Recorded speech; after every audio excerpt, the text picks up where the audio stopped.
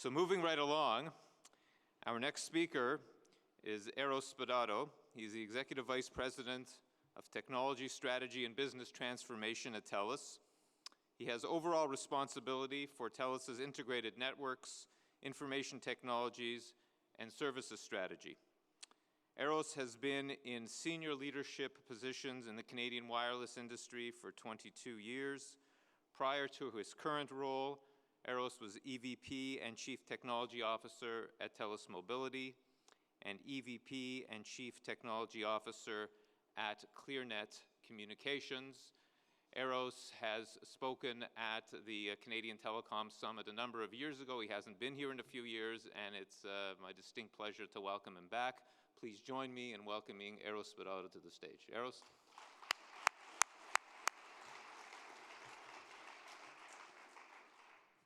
Thank you, Michael. Thank you. Appreciate it. Thank you. Good morning, everyone.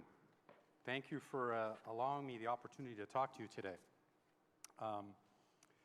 You'll actually notice that in my chart deck, I haven't really labeled it TELUS. I've labeled it, I'm speaking to you as an engineer and as a father and as a proud Canadian. And I do that quite deliberately. I do that quite deliberately because, believe it or not, 35 years ago yesterday, I started my career. I was a very greenhorn engineer at Nortel, worked there for a number of years, and like many Canadians that had the privilege of working at Nortel, started thinking about innovation, started thinking about global competitiveness, started thinking about infrastructure, started thinking about investment, and all those things resonate as we have our conversation today. But just as importantly, they also resonate in the way that let's talk about our future. And when we talk about our future, we need to talk about it in the eyes of our kids. The decisions that we make today are the decisions that are going to establish the next generation and generations beyond in Canada. So I want to speak to you also as a father. Lastly, I'm a terribly proud Canadian. A terribly proud Canadian because I grew up in Canada. I've had the privilege of going around the world, visiting the world, seeing telecom providers, seeing manufacturers around the world, and I'll tell you, nobody beats Canada. Nobody beats Canada. We are a proud nation, and we have the right to be a proud nation. So you're going to hear me talk a little bit today about the pride of Canada. So with that, I thank you very much again for allowing me the opportunity, and let's get on a little bit with our chat. I like to use this as an analogy. You know, when we were in the late 1800s, we built a national rail system. And that national rail system really united our country. It was a technological marvel at the time. It was something that was required to make Canada what it is today. And it's interesting because I kind of take a look at what's upon us right now. An investment that we're making in our networks, whether they're fiber to the home networks, whether they're cable networks, whether they're wireless networks, but it's an investment that we're making in this generation's railroad. So with that, you know, you can kind of take a look at all the things that engineers talk about. So let's talk about, you know, 5G as an example. And we'll talk about, well, geez, it's going to have, you know, 3 times the spectral efficiency. It's going to have 10 times the speed. You're going to be able to have multiple times the number of devices underlaying that network. And it's very easy to kind of get into those conversations. And then you'll get engineers like me talking about, you know, MIMO antennas. We'll talk about 256 QAM, all these technologies that are underlaying the actual building of the network. But the problem with that is, like, so what? Like, so what? You know, if you were actually in the rail systems in the late 1800s, you'd be talking about that technology. And you'd be talking about, well, you know what we did? We actually set up a standard gauge. All our rails are of a standard gauge. So the trains that run in Canada can run on the same track. We would have talked about the work that we had to do on steam locomotion, because as we built the national rail system, we had to make sure that we were able to handle grades that were 4 times greater than it was ever handled before. So we needed to have the power to be able to do that. We would have talked about the rails themselves. If you actually take a look at a cross-section of the rails, that was an invention. It was an invention to create more stable rails. But who cares? That's not the point, right? Then we can talk about use cases. So if I click and start talking about 5G and use cases, you'll start to see engineers talk about enhanced mobile broadband, which is code for faster speeds. We'll talk about IoT, Internet of Things, or more appropriately, Internet of Everything. And I mean Internet of Everything. I joke with my team about an interconnected toothbrush. They exist. I was in Asia last week, and they exist, right? So what's missing on the interconnected toothbrush is the social part, which is, hey, Eros brushes his teeth poorer than his buddy, and I'm going to report back that you're not as good as your buddy. That is coming. We can talk about IoT. We can talk about ultra-reliable, low-latency networks. The part of the networks that we're going to require to actually do things like autonomous vehicles, autonomous drones, put more speed or lack of latency into the network. We can talk about those things. Just like in the rail system, we could have talked about, well, what are all the things that are going to come out? What are the use cases? Well, the use cases are we can move freight, we can bring things to market, we can move people, the mail system, all those kinds of things that we could have talked about use cases. But again, so what? What really matters? And what really matters on any of these things that we're building is societal change, social good. That's what really matters. If I look back to the rail system, yes, we had all those use cases, but what did we do? We united a country. What did we do? We allowed the free movement of cultures. What did we do? We actually had a path for enhancing communications. We allowed languages to flourish. We had a lot of really incredible social outcomes that defined Canada as today. If I think about what we're doing with fiber networks, with 5G networks, it's the same thing. It's interesting that when I talk to some of the folks out west that have participated in some of the fiber builds, one of the things that comes back all the time is that the fiber networks have finally closed distance. So if anybody's been around long enough, you would have heard the death of distance around the liberalization of the long-distance market. And while that may have been true, it wasn't fulsome. It is fulsome now. And it's fulsome now because kids that work in remote towns, small towns, no longer have to move to the big city to get a job. With broadband services, they can work from home. Whether they're working from home in software development, whether they're working from home on a remote call center, whether they're working from home on their own business, they no longer need to leave their city or their town to get a career. That, as a father and as a parent, makes me happy because our kids can stay close by. The death of distance, that's a social outcome. Let's talk about the democratization of healthcare. We're privileged to live in Canada where healthcare is in the state it is. However, if in Canada you live farther away from a big city, you are not getting the most modern healthcare. With the networks that we're building, whether they be fiber or soon to be 5G, you will actually be able to get healthcare in remote areas of Canada. Because not only will the sensors that we have be able to report back in real time, but because of the low latency networks that we're building, you can actually have remote surgery from a highly skilled doctor that may be sitting in Toronto and you may be sitting somewhere in northern Canada. That is possible. Lastly, as another social outcome, we can actually improve the food supply. One of the biggest challenges on our planet right now is nutrition and access to food.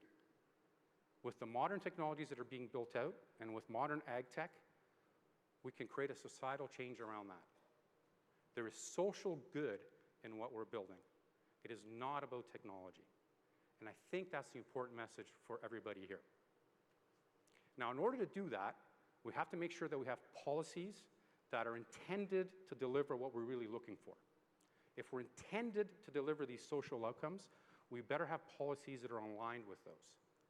And oftentimes, our policies are a little short-circuited. They're a little short-sighted. We don't see the long run. It's important for us to see the long run if we're trying to achieve this. Now, I will tell you, when I talk to my peers in this room, when I talk to my colleagues in all of telecom, We know we're building the next generation railroad. We know we're building the internet. We know we're trying to build for social good. And that's why it's important that we have to align all these elements. Now, Canada, as a Canadian, we tend to be pretty shy. We don't stand on soapboxes. We rarely talk about how good we are. We rarely actually set ourselves apart on the world stage. Many of you may know, some of you may not know, that Canada right now is number 2 in the world in terms of wireless speeds and latency. Number 2 in the world. And take a look at Canada. Has anybody traversed Canada from one side to the other? It takes a long time. It takes a long, long time. Take a look at our density of people. Our density of people is such that you would not suggest that Canada should be approaching the number 1 network in the world. Take a look at our spectrum. So we get spectrum from our government. And our spectrum policy has been such that we create many bands of spectrum. Many bands of spectrum. In fact, if you look today, our busiest cell sites literally have 72 power amplifiers on the top of their roof. 72 power amplifiers at the top of the tower. That's incredible, because you look at other jurisdictions in the world, and they will have far wider spectrum bands and far fewer of them. It's much easier in other places of the world to actually create speed. So we don't deserve this footing. Frankly, it's bizarre that we're number 2. But what got us here? What got us here? There's an awful lot of talk right now about the competitiveness of our industry. It is that very competitiveness of our industry that got us to number 2. If you go back not too many years ago, 2016, we would have been in the 30s. If you go back earlier than that, we would have been farther down the list. What happened? It's simply the competitiveness and the market forces that exist in this industry. It's not that far long ago that the carrier community in Canada was in 2 camps. Part of us were GSM, and part of us were CDMA. And at the time, that created a pretty neat competition between technologies. But as we got further along, the CDMA operators discovered that this was not moving as fast as the GSM operators. And they made a choice to switch networks at great cost. And that's one of the things that spurred on competition. So it's our competitive nature that got us here. So all those Nortel engineers that existed, all those BlackBerry engineers that existed, they're still here. They're still here in Canada. They're just using their innovation in different places. And this is an example. Now, as we talk about competitiveness, as Canadians, we tend to compare ourselves. And one of the places we compare ourselves to all the time is the United States. And competitiveness is an interesting topic, because there was a IMD research came out a week ago, and they said that Canadian competitiveness has dropped 3 notches. We're in 13th place now. We had been in the top 10 for many years. And one of the reasons that we're dropped to 13th place is they said lack of investment in infrastructure, which I find really kind of fascinating, given how much money we invest in infrastructure. But we like to compare ourselves to the US. The US is in the top 10. So let's compare ourselves. Probably comes as a shock to many of you in this room, but Canadian operators operate in Canada. And that means they operate with Canadian cost structures. Now, since we don't have Nortel to buy equipment from anymore, we have to go around the world to look for equipment. And like it or not, what we buy from around the world tends to be denominated in US dollars. Has anybody looked at the exchange rate? 1.36 yesterday. And economists are calling for a stronger US dollar. What about our devices? Our devices are becoming not only denominated in US dollars, but they're becoming much, much more expensive. One of the reasons they're becoming much, much more expensive is it's actually harder to do all this carrier aggregation that allows us to have the speeds that we're experiencing in Canada. And guess what? Canadians want those devices. Canadians want those iconic devices. It's expensive to go buy them. I'll tell you a personal story. My son, 2 Christmases ago, said, "All I want for Christmas, Dad, is an iPhone." Of course, the iPhone he wanted was the latest and greatest iPhone X. So I went and got him the one gift for Christmas that cost me over $1,500. And if I take that $1,500 and divide it by 36 months that I expect this handset to last, that's over $40 a month. Over $40 a month. So as you think about the rates that Canadians pay for their service, consider handset subsidy, consider exchange rate, consider what we're trying to accomplish. Third thing, because we live in Canada, we participate in a healthy middle class with a healthy middle class cost structure. And I am thankful for it. As I've said, I've traveled the world and I've witnessed other places. I am the most proudest Canadian and happily will pay my taxes year over year for the country that we get. But that drives a middle class cost structure. Last winter I was down in Florida and I witnessed fiber to the home being built out by one of the local providers. And I actually went and talked to the people that were building it. While I couldn't get the numbers from them, I did do some research later and discovered this. So many of them are actually a migrant labor force. They're a migrant labor force. They're brought in to actually bury fiber into the ground. Now, if you go into Florida, you quickly discover that you have to bury fiber that far down because it's all a marsh and you really don't have to do a lot of work. They work 12-hour days, and I subsequently discovered they're paid $150 a day. Do the math. That's $12 an hour. What does a technician in Canada get? Go look it up. You'll find that in Toronto, the city we're in, they're around $30 plus. Canadian operators operate in Canada. Last thing is spectrum fees. You know, we tend to look at spectrum in these kind of funny little math things called megahertz pop. Let's take a look at spectrum on a per subscriber basis. If we take a look at spectrum on a per subscriber basis and we compare ourselves to the US, you discover that we are spending 20 times as much on a per subscriber basis in Canada for spectrum as compared to the US.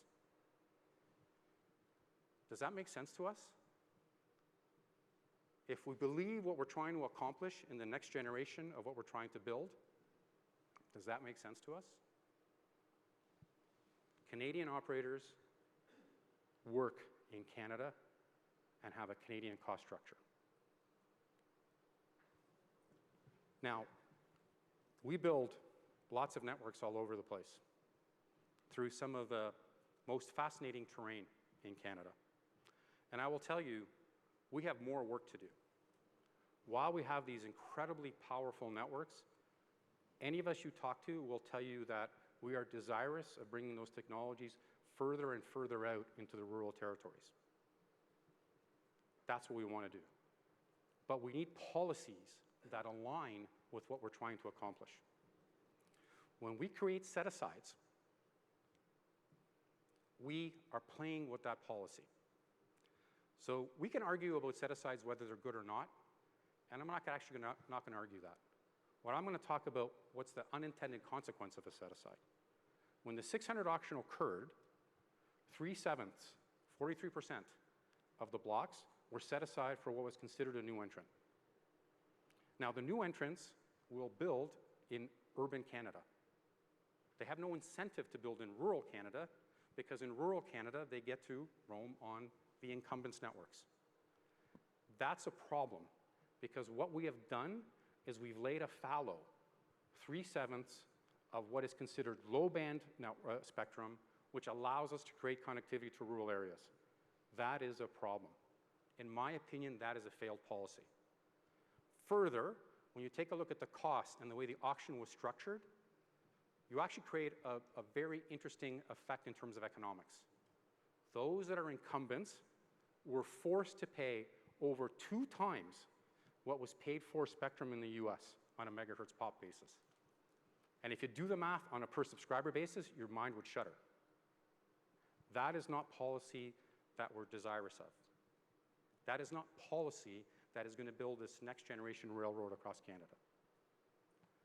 Lastly, as you kind of think about through the unintended consequences of spectrum, the incumbent, the big operators, are no longer incented to build in rural areas. Because what happens with the policies that are set up right now, everybody's allowed to roam on those networks. And while I agree that's possible, setting the rate is something we have to do carefully. Because the rate that gets set actually disincentivizes us to invest. So much so that one of the incumbents has actually removed cell sites from their network because it's cheaper for them to roam on another incumbent than maintain their network. That's failed policy. That failed policy will not let us create the next generation railroad. Now, let's talk about the rest of the world. It's easy for us to talk about competition, and it's easy for us to think that the competition is across the street. Our competition is not across the street. Our competition is around the globe. And there are other jurisdictions that have done, policy-wise, a very good job of making sure that they set themselves up to win in this new 5G world. I will use Korea as an example. Korea launched 5G a few months ago, and they launched it at 3.5 gig. And that is, by the way, that is the network that we should be building out 5G at. And I appreciate the work that the industry has done with the government to actually come back and say 3.5 is the more important spectrum, and we will advance that and swap that timing with millimeter wave. We've seen what's happened with millimeter wave in the US, and yes, you get tremendous speeds, but in very, very, very small patches. We need 3.5 to create a pervasive network. Some of these jurisdictions have given 3.5 away as a beauty contest. They have not held a spectrum auction. So in Korea, they let out 280 megahertz of spectrum, 100, 180 to the 3 operators. And the reason they did that is because their policy is to get our networks built. Why? Because think about them. They are an export economy. They need to create stuff to export. They need to be at the forefront. Don't we? Don't we? Remember, those Nortel engineers didn't go away. Those BlackBerry engineers didn't go away. They're in this room. They're in startups. Somewhere in Canada, there's the next BlackBerry. There's the next Nortel. They need this superhighway in order to be able to expand around the world. Our policies have to run lockstep with that. Now, we're going to hear from Minister Baines later on this afternoon, and hopefully he will give us some news on spectrum on 3.5, and I'm hoping for some good things. And I actually will commend the government for some of the decisions they've made. This is hard work, and I commend them for doing it, but we have to win the global race. And right now, we're being led by others.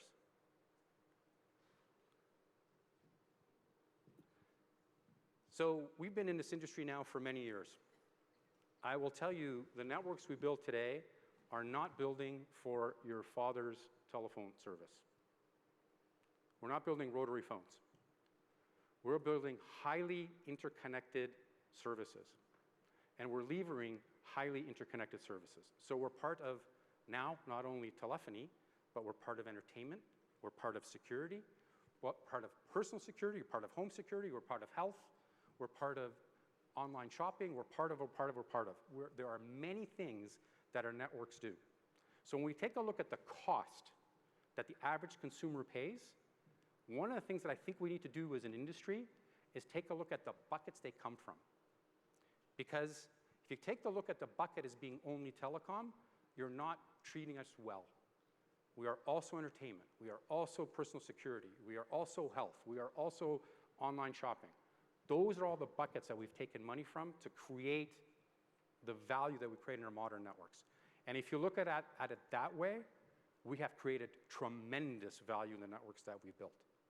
This is not your father's telephone.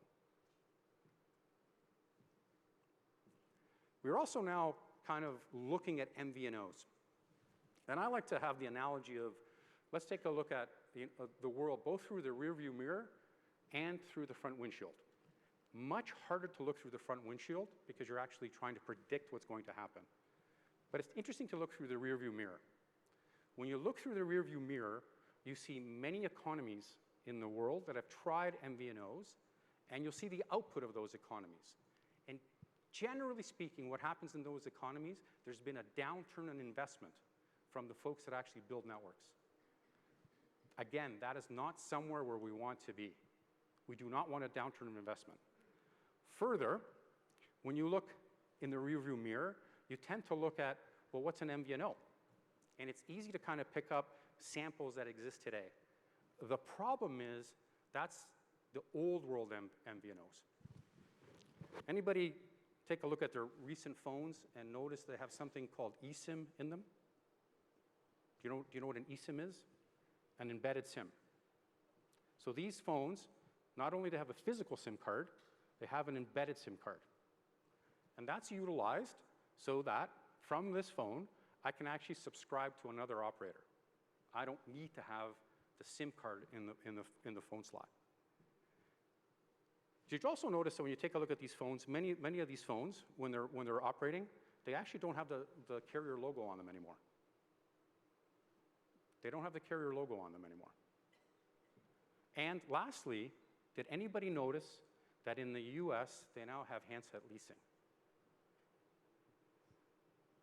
What's interesting to me is that eSIM came to be in our phones after handset leasing was adopted in the US. Why? Because the phone manufacturers were no longer biting the hand that fed them. And because the phone manufacturers are no longer biting the hand that fed them, the phone manufacturers can become an MVNO. And if the phone manufacturers become an MVNO, where is the money going? How exactly is it being invested in Canada? What tax base is it supporting? Looking through the front windshield, it's a far different world. Let's talk about one of our favorite topics these days. Let's talk about China. I put 4 facilities on this map. You'll see it everywhere from Shenzhen up to Beijing. And these facilities they hold engineers. And these engineers develop things. So in the Shenzhen facility, there'll be about 5,000 engineers. They're developing 5G technologies. They're working on materials sciences. They're actually building the technologies that we need for 5G. If you go to Beijing, similar story. They're working on partnerships. They're working on partnerships with Internet of Things of that nature. So it's a pretty big company that's going on in this Huawei. Interesting thing is, I kind of pulled a John Oliver on you. Those weren't Huawei facilities. They're actually Nokia and Ericsson facilities. The point I'm making is that the value chain is not only just manufacturing any longer. It's from front to back, from R&D all the way to manufacturing, and it is a globally integrated world. And more importantly, if we think about this world, and we talk about 5G, this is the thin edge of the wedge. Because it is not only telecom that it's integrated this way. There are many industries in China that are integrated. Bosch who makes household things, 60,000 employees in China. Volkswagen and Audi, they have R&D working on autonomous vehicles in China. BMW just changed their battery supply from a Korean supplier to a Chinese supplier. And if you follow anything on electrification of cars, you quickly realize that we're not talking about Duracell batteries.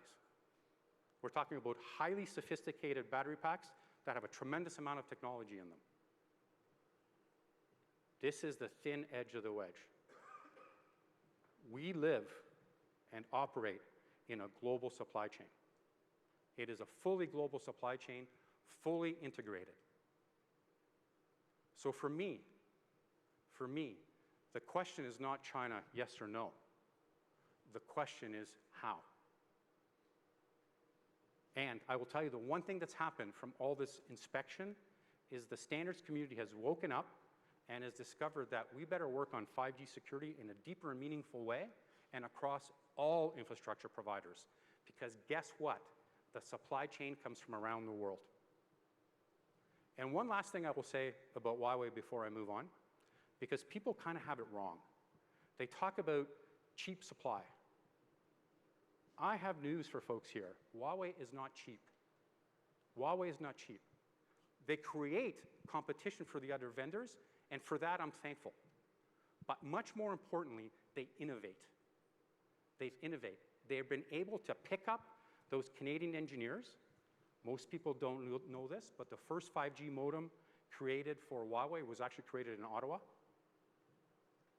They work with the telecom providers to improve their networks and services, and they create innovation with Canadians for Canadians. So here we are. Last slide. Second last slide. We find ourselves at a fork in the road. We have decisions to make.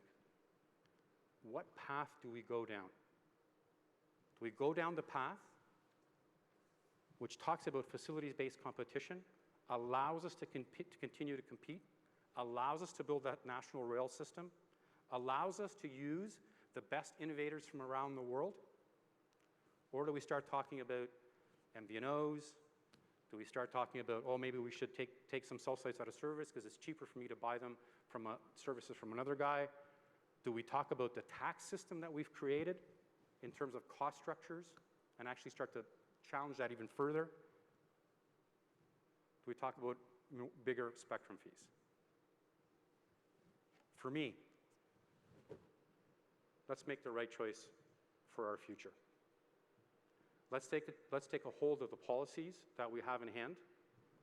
Let's work together, each and every one of us, as competitors. Recall, our competitors are not across the table, not across the street. They're in other countries. And let's work with our government and regulators to make Canada the country it deserves to be. Thank you.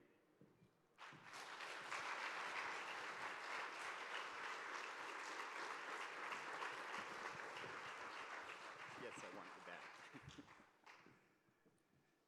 Eros, thank you very much. Speaking as a father and grandfather and proud Canadian, I want to thank you for presenting what at least one person in the room would hopefully call a coherent laying out of the various issues, and we'll see how the government folks take it and how the rest of the room takes it. But appreciate you being with us. I know we've tried to have you back a few times, and scheduling has not worked out, and hope you'll keep the Canadian Telecom Summit on your calendar for future years. It's my